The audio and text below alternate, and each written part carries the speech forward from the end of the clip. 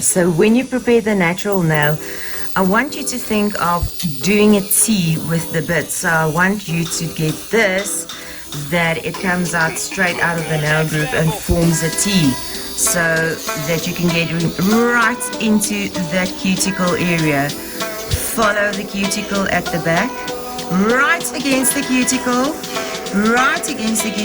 and think of a T, that your bit makes a T around the perimeter of the nail, so that you do not have any shine on the natural nail before you apply any product. Because if you have any shine, that can cause lifting, and most of the time your lifting is around the cuticle area, so make sure that you have proper preparation around your cuticle area. Next level.